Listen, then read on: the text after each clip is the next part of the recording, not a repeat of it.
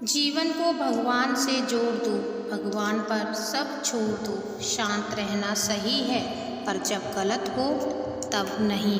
खुशियाँ मन की स्थिति है, बाहरी दुनिया से इसका कोई लेना देना नहीं है। जो हो रहा है उसे होने दो। तुम्हारे ईश्वर ने तुम्हारी सोच से भी बेहतर तुम्हारे लिए सोच रखा है। कोई भी कारण हो, कोई भी बात हो, चिढ़ो मत, गुस्सा मत करो, जोर से मत बोलो। मन को शांत रखो, फिर विचार करो, फिर निर्णय। आवाज़ से आवाज़ नहीं मिटती, बल्कि चुप्पी से मिटती। तकलीफ सिर्फ आपको होगी, दुख भी आपको ही होगा। मन शांत रखोगे तो सुख भी आपको ही मिलेगा। समस्या आती है तो उसका अंत भी निश्चित है। संबंध बड़ी बड़ी बातों से नहीं, छोटे छोटे भाव को समझने से गहरे होते हैं। आज मुश्किल तो कल थोड़ा बेहतर होगा, बस उम्मीद मत छोड़ना, भविष्य ज़रूर बेहतरीन होगा।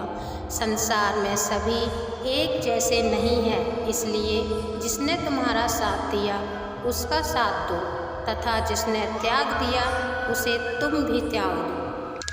जीवन ना कल में है ना आज में है, जीवन इस पल में है। इस पल का अनुभव ही जीवन है।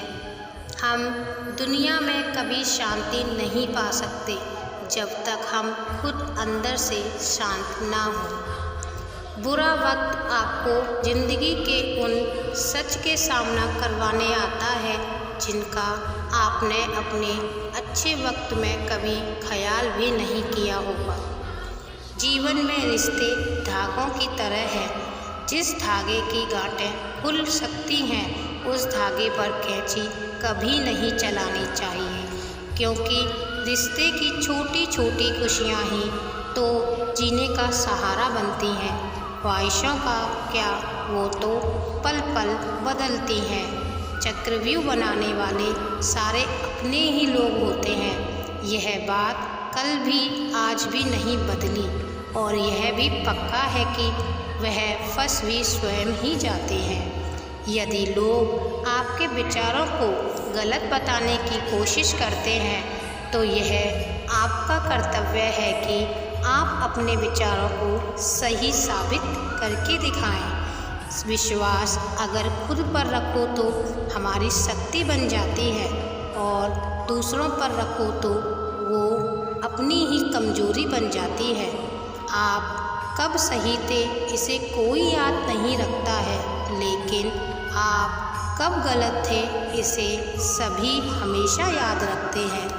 भगवान श्री कृष्ण जी ने गीता उपदेश में कहा है कि मनुष्य को अपने कर्म पर ही अपने ध्यान को केंद्रित रखना चाहिए, ना कि कर्म से प्राप्त होने वाले फल की लालसा या लोभ पर रखना चाहिए। यह लोभ मनुष्य को उसके कर्म से मन और ध्यान दोनों ही भंग कर देता है, तथा मनुष्य को केवल असफलता ही प्राप्त होती है। यदि असफलता से बचना है तो सिर्फ कर्म करो। फल देना श्री कृष्ण के हाथ में है। फल की अभिलाषा छोड़कर कर्म करने वाला पुरुष या नारी ही अपने जीवन को सफल बनाता है। विजय की इच्छा रखने वाले शूरवीर अपने बल और पराक्रम से वैसा विजय प्राप्त नहीं करते जैसा कि सत्य, सज्जनता, धर्म तथा उत्साह से प्राप्त करते हैं। नरक के 3 द्वार हैं, वासना, क्रोध और लालच। इस कथन से यह समझा जा सकता है कि नरक अर्थात हमारे जीवन में आने वाले दुख, दर्द तथा निराशा केवल इन 3 नकारात्मक भावना से आता है। पहला, वासना, जो कि हमारे जीवन में पारिवारिक तथा आर्थिक क्षति पहुंचाता है। दूसरा, क्रोध, जो कि हमारे अच्छे बनाए कामों को बिगाड़ देता है। और तीसरा, लालच, जिसे बुरी बला भी कहा जाता है। किसी दूसरे के जीवन के साथ पूर्ण रूप से जीने से अच्छा है कि हम अपने स्वयं के भाग्य के अनुसार अपूर्ण जिएं।